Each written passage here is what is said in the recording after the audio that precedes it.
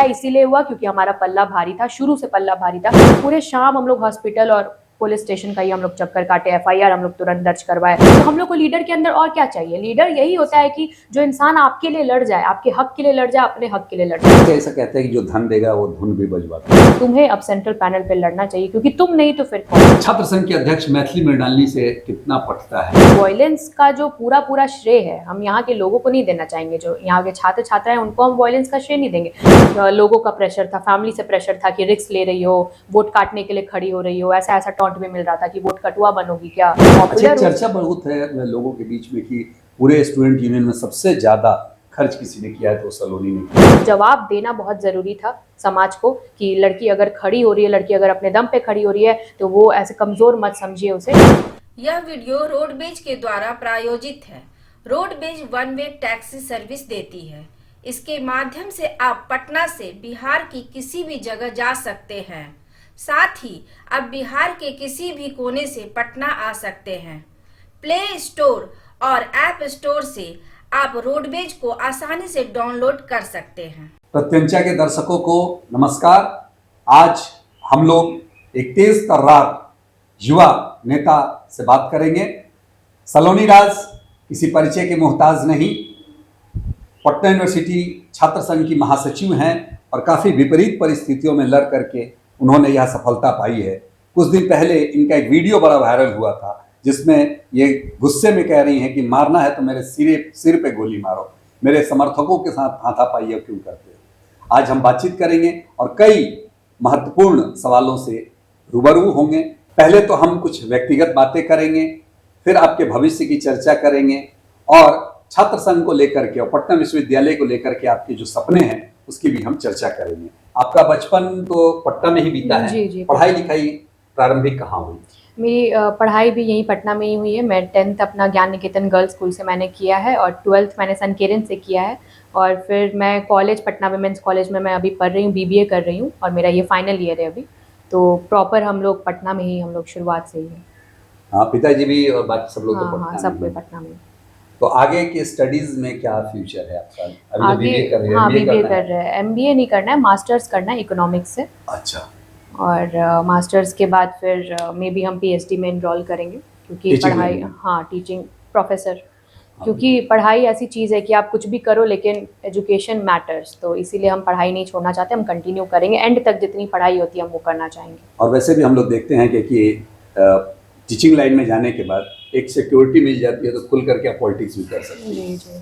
Professor line में ऐसा है कि आप ओपनली आप पॉलिटिकल भी एक्टिव कर सकते हो और बाकी दूसरे प्राइवेट नौकरी हो गई, सरकारी हो गई, तो उसमें आप ओपनली नहीं कर सकते उतना। तो खैर वो तो अलग बात है। तो चलो, अच्छा, ये सब लोगों के मन में सवाल है कि उस समय ये स्पॉन्टेनियस गुस्सा आया, ये इस तरह आते रहते हैं क्या विपरीत परिस्थिति? नहीं, देखिए हम ऐसे इंसान है ना कि हमको जल्दी गुस्सा नहीं आता है, लेकिन जब आता है तब कुछ ना कुछ हो जाता है।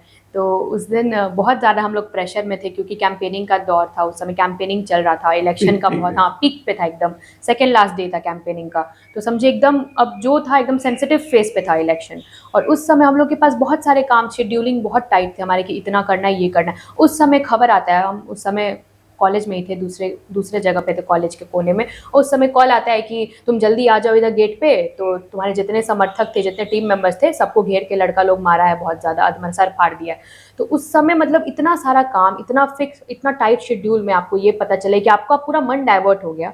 और उस समय सुन के बहुत इमोशनली ब्रेक डाउन हुए कि आपके लिए दिन रात जो मेहनत कर रहा है, काम कर रहा है, और आपको खबर आ रहा है कि आपको हार्म करने के लिए कोई इंसान ये सहारा ले रहा है कि आपके समर्थकों को पीट रहा है। तो उस समय जो था, फर्स्ट तो हम बहुत, मतलब हमको बहुत इमोशनल थे, हम बहुत कमज़ोर। लेकिन फिर हमको लगा कि अगर हम इस चीज़ को जवाब नहीं देंगे, करारा जवाब अगर इस चीज़ को नहीं मिलेगा, तो समाज में ऐसी चीज़ें आगे भी होते रहेंगी। तो इसीलिए वो जवाब देना बहुत ज़रूरी था समाज को कि लड़की अगर खड़ी हो रही है, लड़की अगर अपने दम पे खड़ी हो रही है, तो वो ऐसे कमज़ोर मत समझिए उसे, क्योंकि उसके अंदर भी जज्बा है कुछ करने का। अगर आप किसी के संघर्ष में साथ नहीं दे सकते हो तो उसको आप मुश्किल भी मत बनाओ उसके संघर्ष को, क्योंकि हम लोग ऑलरेडी, हम लोग निर्दलीय थे, हम लोग किसी पार्टी संगठन से भी नहीं थे। तो हम लोगों के ऊपर और भी ज़्यादा, मतलब हर तरीके से प्रेशर था लोगों का प्रेशर था, फैमिली से प्रेशर था कि रिस्क ले रही हो, वोट काटने के लिए खड़ी हो रही हो, ऐसा ऐसा टॉन्ट भी मिल रहा था कि वोट कटुआ बनोगी क्या। तो बहुत प्रेशर था उसमें, आप लोग और संघर्ष को हम लोग। और ये बात है कि देखिए, हमला जब भी होता है तो कभी किसी कमज़ोर इंसान पे हमला नहीं होता है। अगर हमसे वोट काटने के लिए 100-200 के लिए हम खड़े होते हैं तो हम पे कभी हमला नहीं होता। लोग बोलता है कि ठीक है चलो चुनाव लड़ रही है तो लड़ने दो इसको, 100-200 ही तो वोट लाएगी। हमला इसीलिए हुआ क्योंकि हमारा पल्ला भारी था, शुरू से पल्ला भारी था, क्योंकि 2.5 साल से हम लोग इस फील्ड में काम कर रहे हैं। तो पल्ला भारी था, प्रतिद्वंदी बहुत आक्रोश में आ गए थे, उन्हें अब कुछ समझ नहीं आ रहा था, लग रहा सेंसिटिव फेज में इलेक्शन है, कुछ कर दो कि ये मन डाइवर्ट हो जाए। हुआ भी, हम लोग पूरे शाम हम लोग हॉस्पिटल और पुलिस स्टेशन का ही हम लोग चक्कर काटे, एफआईआर हम लोग तुरंत दर्ज करवाए, फिर भैया को हम लोग लेके पीएमसीएच लेके गए। तो हम लोग का जो उन लोगों का मकसद था कहीं ना कहीं पूरा हुआ, हम लोग का शेड्यूल इधर उधर हुआ, लेकिन हम लोग रुके नहीं। हम लोग अगले दिन जिस कैंपस में हम लोग के साथ हमला हुआ, उसी अगले दिन हम लोग उस कैंपस में पूरे दिन खड़े थे, आओ जिसको जो करना है बात कर लो हमसे। तो कैंपेनिंग हम लोग अपना कंटिन्यू रखे। लेकिन ये तो रिवर्स हो गया, उन लोगों ने सोचा था कि डिस्टर्ब करेंगे, मुझे लगता है कि सारे स्टूडेंट की सिंपैथी भी मिल गई थी। नहीं देखिए, सिंपैथी हम देखिए, आप अगर वही बात हो जाती है कि अगर ये सब चीज़ होता है तो आप ऑल इंडिया पॉपुलर हो सकते हो, लेकिन अगर आप अच्छे इंसान नहीं हो, लोग यूनिवर्सिटी के लोग आपको सबसे बेटर जानते हैं then that of all over India. तो यूनिवर्सिटी के लोग अगर मुझ पर विश्वास तो पहले भी दिखा रहे थे, भरोसा पहले भी था। हाँ ठीक है, जो लोग एक होता है कि कंफ्यूज थे कि किसे वोट करे जनरल सेक्रेटरी पे, तो हम ये मान सकते हैं कि उन लोगों का कंफ्यूजन दूर हो गया था कि नहीं, अगर ये लड़की अपने सपोर्टर्स के लिए लड़ सकती है, अपने हक के लिए लड़ सकती है, तो हम लोग को लीडर के अंदर और क्या चाहिए। लीडर यही होता है कि जो इंसान आपके लिए लड़ जाए, आपके हक के लिए लड़ जाए, अपने हक के लिए लड़ जाए। तो उस दिन बहुत बहुत ऐसे हुआ कि 500-600 वोट हो सकता है कि हम लोग की तरफ आ गए होंगे, लेकिन जीत हम लोग पहले भी रहते क्योंकि मजबूत हम लोग का पल्ला पहले से भारी था, तभी हम लोग पे हमला किया गया ये सब कराने के लिए। तो अच्छा, चर्चा बहुत है लोगों के बीच में कि पूरे स्टूडेंट यूनियन में सबसे ज्यादा खर्च किसी ने किया है तो सलोनी ने किया। नहीं, ऐसा कुछ नहीं है। देखिए, खर्च सबने किया, अपने स्तर से जितना बन पाया खर्च सबने किया था। और देखिए, BMW कार में कैंपेनिंग, हाँ, नॉमिनेशन वगैरह हमारा BMW कार से हुआ था, लेकिन वो कार देखिए, मेन क्या है कि आप अगर किसी इंसान के लिए हमेशा अवेलेबल हो, आपने हमेशा सबका साथ दिया आपने, तो जब आपको ज़रूरत पड़ती है तो आपके लिए भी लोग खड़े हो जाते हैं, जो भी आपके कोर मेंबर है। तो जितने भी थे, डोनेशन से हो या फिर आपको लोग आके स्पॉन्सर किए, तो उन सब का ही नतीजा था कि हम लोगों के पास रिसोर्स की कमी नहीं रही पूरे चुनाव में। और हम लोगों ने बहुत ही, मतलब जितना हम लोगों से बन पाया, हम लोगों ने पूरे साल लोगों के लिए मेहनत किया, और वो 1 महीने का जो दौर था उसमें लोगों ने हमारी मदद की थी। तो इसके लिए बहुत आभार है हम उन लोगों का जिन्होंने हमें स्मूथली रिसोर्स की कमी नहीं होने दी पूरे चुनाव। अच्छा, ऐसा कहते हैं कि जो धन देगा वो धुन भी बजवाता है। नहीं देखिए, हम लोग क्या है, पहले से लोगों के लिए काम किए, हम लोग पहले भी किए थे, तो एक तरीके से समझिए उनका ही जो आभार था हम लोगों का, वो चुकता हो गया इस चुनाव में। अच्छा, ये छात्र संघ को लेकर के आपको, पटना विश्वविद्यालय को लेकर के आपके मन में क्या क्या सपने हैं, वो भी साझा करेंगे तो अच्छा रहेगा। जी देखिए, कैंपेनिंग के दौरान भी बहुत सारी चीज़ें थी जो हम लोगों को पता चली, और पहले भी हम लोग जानते हैं विश्वविद्यालय में बहुत सी कमियां हैं जिसको सुधारना बहुत ज़रूरी है। तो हम लोग के पास जब ओहदा नहीं था, जब पद नहीं था, तब भी हम लोग विश्वविद्यालय में काम करते थे, चाहे वो ऑर्गेनाइज करवाना हो करिकुलर एक्टिविटीज़, क्योंकि वॉयलेंस इतना हमारे विश्वविद्यालय में है। तो इस वॉयलेंस का जो पूरा श्रेय है हम यहाँ के लोगों को नहीं देना चाहेंगे, जो यहाँ के छात्र छात्राएं उनको हम वॉयलेंस का श्रेय नहीं देंगे, पूरा का पूरा श्रेय है विश्वविद्यालय प्रशासन का, एडमिनिस्ट्रेशन का। वो लोग एक्टिविटीज़ कंडक्ट नहीं कराते, स्पोर्ट्स सीरीज कंडक्ट नहीं कराते, इवेंट्स नहीं होते हैं, हाँ, एक्स्ट्रा करिकुलर एक्टिविटीज़ नहीं होती हैं। तो यहाँ के जो युवा है वो अपना पूरा एनर्जी गलत जगह पे यूज़ करते हैं, वॉयलेंस करेंगे, एक दूसरे से मारपीट करेंगे। तो मेरा यही है कि रूट कॉज पे काम करना है, क्योंकि हम लोग का जो टेन्योर है वो बहुत कम छोटे समय के लिए है, तो उतने में हम लोग PU to CU तो नहीं बना देंगे, सेंट्रल विश्वविद्यालय नहीं बना देंगे, उतने में हम लोग ट्रांसपोर्ट नहीं ले आएंगे, लेकिन उतने में हम लोग चिंगारी जरूर बो सकते हैं क्रांति के लिए। और क्रांति क्या है कि रूट कॉज पे आपको काम करना है। रूट कॉज यही है कि विश्वविद्यालय में हॉस्टल जो है, 1.5 साल पहले एक छात्र की मौत हो जाती है, उसे वॉयलेंस के ही कारण मार के विश्वविद्यालय कैंपस के अंदर ही उसकी जान ले दी गई। तो फिर उसके बाद से पूरे हॉस्टल बंद कर दिया गया। तो मेरा यही है कि अगर आप कोई अगर कॉलोनी में अगर कोई हादसा हो जाता है तो आप सालों तक आप विश्वविद्यालय को, मतलब कॉलोनी को बंद नहीं कर सकते हो। और वो जो इंसिडेंट हुआ था उस छात्र के साथ, तो ना VC ने इस्तीफा दिया, ना डीन ने इस्तीफा दिया, किसी ने इस्तीफा नहीं दिया, लेकिन यहाँ पीड़ित कौन हुए? जो यहाँ हॉस्टल में लोग पढ़ते हैं। सबने तो नहीं मारा था, जिसने भी मारा उस पर कार्रवाई चल रही थी, सबने तो नहीं मारा था, लेकिन पूरे हॉस्टल को बंद कर दिया गया, अभी तक हॉस्टल को खुला नहीं गया। इसके लिए प्रोटेस्ट हुए थे कि छात्र संघ चुनाव ऑर्गेनाइज कराया जाए और हॉस्टल खुलवाया जाए। प्रोटेस्ट में छात्र संघ चुनाव तो करवा दिया गया प्रोटेस्ट के रिजल्ट में, लेकिन हॉस्टल को अभी तक नहीं खुलवाया गया। तो हम लोगों का सबसे पहला, महासचिव बनने के बाद सबसे पहला मेरा यही फोकस है कि हॉस्टल को जल्द से जल्द खुलवाया जाए, क्योंकि हमारे जो भाई है जो यहाँ पे रह रहे हैं, बहुत बहुत उन्हें दिक्कतें हो रही है। प्राइवेट हॉस्टल का प्राइस आप भी जानते हैं कितना होता है। लेकिन एक लोगों में आम धारणा है कि हॉस्टल इलीगल एक्टिविटीज का अड्डा भी बनता जा रहा है। क्यों बनता जा रहा है? वही तो बात है कि क्यों बनता जा रहा है इलीगल एक्टिविटीज का। आप ध्यान नहीं दीजिएगा, एक प्रॉपर वार्डन नहीं रखिएगा हॉस्टल में, सिक्योरिटी के लिए कुछ पर्पस नहीं है। बच्चे वार्डन को मारते भी हैं। ऐसा कुछ नहीं है, क्यों मारते हैं? आप ध्यान दीजिए, देखिए आप रूट कॉज पे काम करिए। कोई भी इंसान बचपन से विलन पैदा नहीं होता है, दुश्मन बनाया नहीं जाता है, आप खुद बन जाते हैं वो दुश्मन आपकी हरकतों की वजह से। तो विश्वविद्यालय में जो ये चीज़ें हो रही हैं, तो आप पूरे के पूरे, आप अगर पैर में कोई घाव होता है तो आप दवा लेते हो, पैर काट के आप नहीं फेंक सकते हो, सबसे पहली बात। तो अगर विश्वविद्यालय में हॉस्टल में अगर ये हो रही है कि इलीगल एक्टिविटी हो, तो आपको पता लगा क्यों हो रही है। मैं भी ये बोल सकती थी कि विश्वविद्यालय में बहुत वायलेंस होता है, हम क्या कर सकते हैं, कुछ नहीं, लेकिन वायलेंस क्यों होता है, इस पे काम करना है। क्यों इसका रूट कॉज जानिए, रूट से आप उसको सॉल्व करिए, तभी जाके विश्वविद्यालय सही बनेगा। और वही बात है कि ये छोटे समय का ये चीज़ नहीं है, बहुत लंबा जाएगा ये बदलाव, लेकिन आपको बदलाव की पहल तो आप करिए, पहल करिए। उसके साथ हम लोग खड़े हैं, छात्र संघ के सारे लीडर हम लोग खड़े हैं पीछे आपके। उस पहल को कंटिन्यू करेंगे, तब जाके एक बदलाव आएगा हमारे आने वाली पीढ़ियों के लिए। तो हॉस्टल जो इलीगल एक्टिविटीज़ होती है, इसका तो मैं समर्थन नहीं दूंगी, क्योंकि ऐसी नहीं है। क्योंकि आप ऐसा क्या कर रहे हो कि इलीगल एक्टिविटीज़ हो रही है? तो हॉस्टल जल्द से जल्द खुलवाइए और उसमें प्रॉपर आप करिए, प्रोविजंस लाइए, सिक्योरिटी को लेके, वार्डन को लेके, सैनिटेशन को लेके, मेस को लेके, हर चीज़ लाइए। देखिए वहाँ के बच्चे पढ़ाई में कितना फोकस करेंगे। बिल्कुल, ये कहा जाता था कि Oxford of the east. Exactly, पहले पटना विश्वविद्यालय का जो गरिमा था, धीरे धीरे वो कम होते जा रहा है। तो ये सब सिर्फ और सिर्फ करप्शन, भ्रष्टाचार की वजह से हो रहा है, क्योंकि पटना विश्वविद्यालय का 108 साल का जो इतिहास है वो बहुत बहुत अच्छा रहा है। क्योंकि हम लोग को हमारे विश्वविद्यालय ने बहुत अच्छे अच्छे लीडर, एंकर, जर्नलिस्ट सब बहुत अच्छे अच्छे मिले हैं। और धीरे धीरे ये जो स्तर है वो नीचे गिरता जा रहा है हमारे विश्वविद्यालय का। तो ये हम लोग का एज अ स्टूडेंट और एडमिनिस्ट्रेशन का ये जिम्मा है कि हम लोग को वो खोई हुई गरिमा को वापस लाना है विश्वविद्यालय का। इसके लिए लगातार प्रयास करेंगी आप। अच्छा, एक वो बड़ा मुद्दा है ट्रांसपोर्टेशन को लेकर के। कभी पब्लिक ट्रांसपोर्ट हुआ करता था यहाँ, उसके लिए भी कोई आपके प्लानिंग है क्या? देखिए 2022 में जब छात्र संघ के चुनाव हुए थे, तो उसमें भी लोगों ने ये एजेंडा को लाया था कैंपेनिंग के दौरान कि अब हमें वोट करो, हम ट्रांसपोर्टेशन लेके आएंगे। लेकिन जीतने के बाद लोग कैंपस में दिखाई नहीं दिए थे। हम ट्रांसपोर्टेशन के लिए हम आपको ये गारंटी नहीं दे सकते हैं कि हम ले ही के आ जाएंगे, क्योंकि देखिए हर चीज़ इतना आसान नहीं होता है। कोशिश लेकिन हमारी जारी रहेगी। कोशिश हमारी यही रहेगी कि अगर ट्रांसपोर्टेशन को लेके हम लोग से कुछ बन पाएगा तो हम लोग बेशक करेंगे, क्योंकि हम लोग यहाँ पे झूठे वादे करने नहीं आए कि हाँ हम बन गए हैं तो हम लेटर पैड में लिख के डाल देंगे और वो काम हो जाएगा। ऐसा नहीं, इतना आसान चीज़ नहीं होता है कि आप अपने छात्र संघ का लेटर पैड पर लिख के डाल दो और वो ट्रांसपोर्टेशन शुरू हो जाएगा। इतना आसान होता तो लोग करवा दिए रहते। तो इसलिए हम लोग की कोशिश पूरी रहेगी कि हम लोग चीज़ पे ध्यान दें, स्टूडेंट के जितने भी इश्यूज है वो आके हमसे कहें, हम लोग उनको सॉल्व करने की अपनी तरफ से पूरी कोशिश करें। और फिर ये किस्मत की बात है, अगर वो हो जाती है तो बहुत अच्छी बात है, फिर हम लोगों का योगदान रहेगा समाज में। अच्छा, जो स्पार्क आपके अंदर हम लोग देख रहे थे सारे जर्नलिस्ट, एक अच्छे लीडर की भूमिका, एक अच्छे लीडर की संभावना दिखती है, तो क्या भविष्य में किसी पॉलिटिकल पार्टी को भी आप ज्वाइन करेंगे और उधर भी जाने का विचार है? देखिए अगर भविष्य में बेशक हम संगठन ज्वाइन करना चाहेंगे और भविष्य में हम बेशक एक लीडरशिप के फील्ड में हम एक उभरते हुए अपने समाज को रिप्रेजेंट करते हुए, महिलाओं को रिप्रेजेंट करते हुए, लोगों को रिप्रेजेंट करते हुए हम नज़र आना चाहेंगे। लेकिन अभी जब तक हम विश्वविद्यालय में हैं, जब तक हम महासचिव पद पे हैं, तब तक हम आज़ादी से काम करना चाहते हैं, इंडिपेंडेंट, निर्दलीय होके।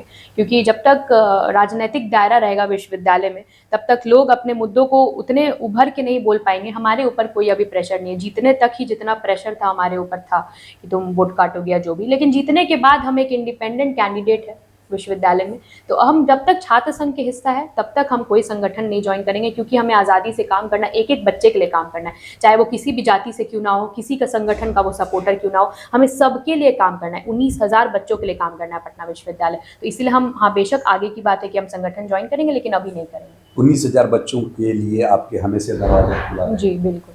चलिए, मैं कुछ खाने में कुछ व्यक्तिगत बातें भी करें। खाने में कुछ तीखा, चटपटा नहीं, वो तो वो मूड के हिसाब से है कि अगर कभी तीखा कभी मीठा, तो ऐसा कोई एक प्रॉपर होता है ना। हाँ तीखा अगर मेरे पास सारा ऑप्शन है तो मैं कहता हूँ हाँ तीखा ऑब्वियसली। चाट पकौड़े वगैरह, हाँ वड़ा पाव मेरे को बहुत ज़्यादा पसंद है। बहुत अच्छा, पसंद है। तो मम्मी से ही फरमाइश होती है? हाँ होती है। चलो और बाहर घूमना उमना, हाँ आउटिंग जाती होती है? नहीं नहीं, हम नहीं जाते हैं। हम कॉलेज घर ही करते हैं। जैसे घर में और कौन कौन है? पापा है, मम्मी है, मेरे दादाजी है और मेरा छोटा भाई है। छोटा भाई तो शरारतें ज़्यादा करता है? नहीं नहीं, वो उससे ज़्यादा हम करते हैं। अभी 10 में है। अच्छा, 10th में।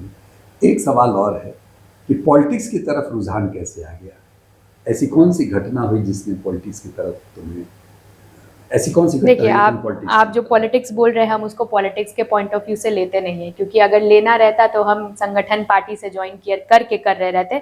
लेकिन आप जो बोल रहे हैं ना, हाँ, दो तरीके के वेलफेयर, क्योंकि राजनीति का सबसे बड़ा यही होता है कि आप लोगों के हित में काम करो, आप बदलाव ला सको। तो ये अब आज के ज़माने में राजनीति का मतलब लोग बहुत गलत तरीके से ले रहे हैं। राजनीति का मतलब है कि पॉपुलर होना, राजनीति का मतलब है एमएलए ही बन जाना, नेता बन जाना। तो हम उस पॉइंट ऑफ व्यू से हम देखते ही नहीं है। मेरा मकसद ही है कि यहाँ पे बदलाव लाए, ताकि लोग आपके बदलाव से आगे बेनिफिट हो सके।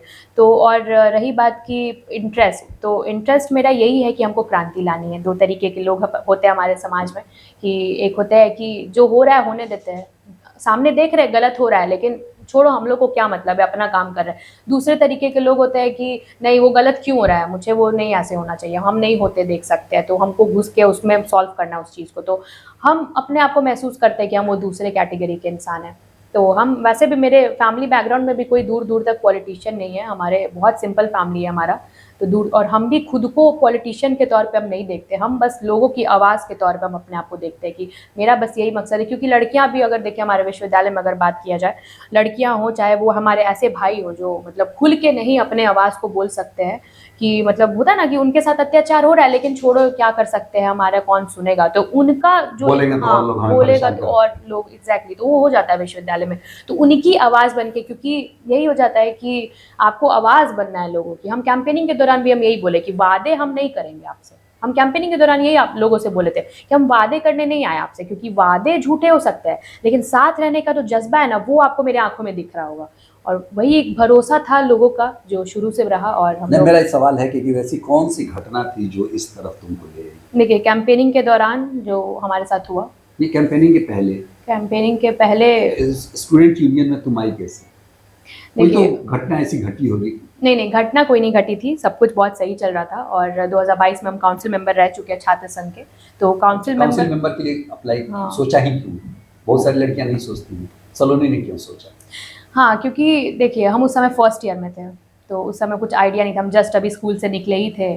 और होता है, फ्रेंड्स ने बोला कि अरे यार, स्टूडेंट यूनियन का हो रहा है, तो तुम अपना फॉर्म भर दो, चुनाव नहीं होगा, ऐसे ही हो जाए। क्योंकि पटना विमेंस कॉलेज में काउंसिल मेंबर का चुनाव नहीं होता है कभी, क्योंकि वहाँ पे 4 या 5 पोस्ट रहते हैं, उसके लिए भी लड़कियाँ फॉर्म नहीं फिल करती है।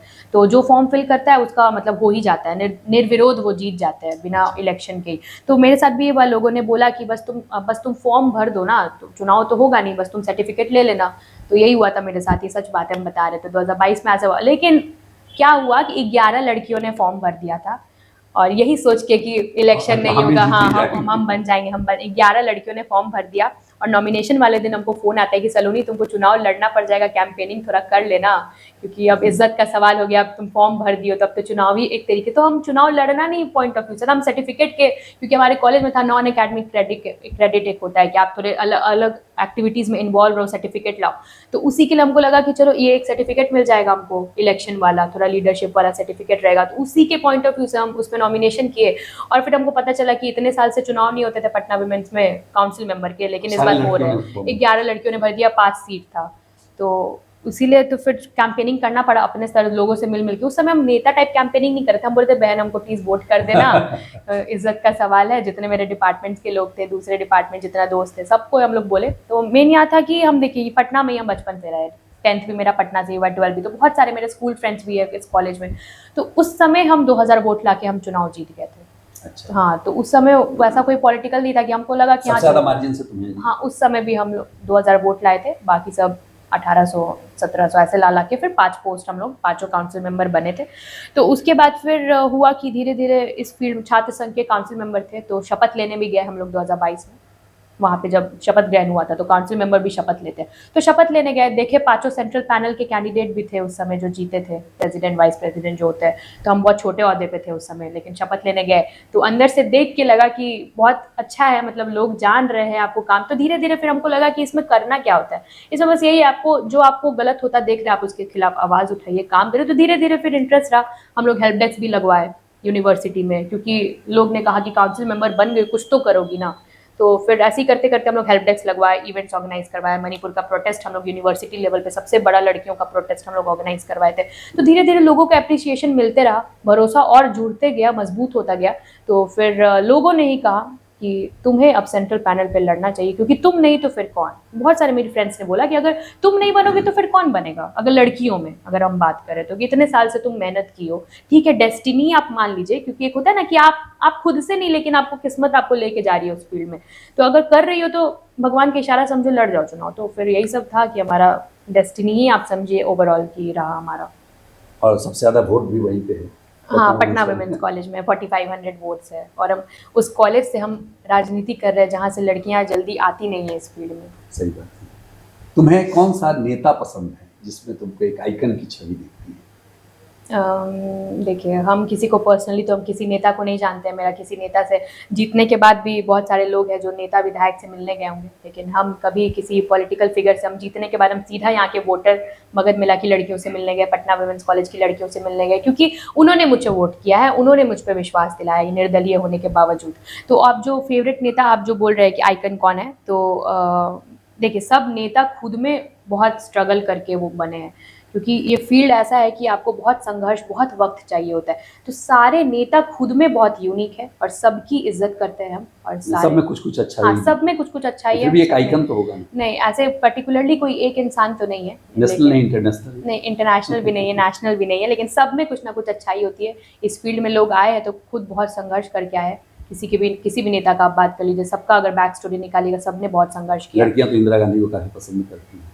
हाँ, करती होंगी, लेकिन जो फेमिनिज्म टाइप जो फील करती है, क्योंकि हमारी फर्स्ट प्राइम मिनिस्टर है, तो उस समय सोसाइटी का अलग ही दौर था। उस समय लड़कियों को घर से निकलना मुश्किल था, और उन्होंने इतना, मतलब बहुत सारे लैंग्वेजेस भी वो जानती थी, तो उनका भी मैंने इंटरव्यू बहुत बार देखा है। तो हाँ, आप बोल सकते हैं कि वो उस समय की बहुत आइकॉनिक, अभी भी आइकॉनिक लीडर है, तो इंदिरा गांधी। हाँ।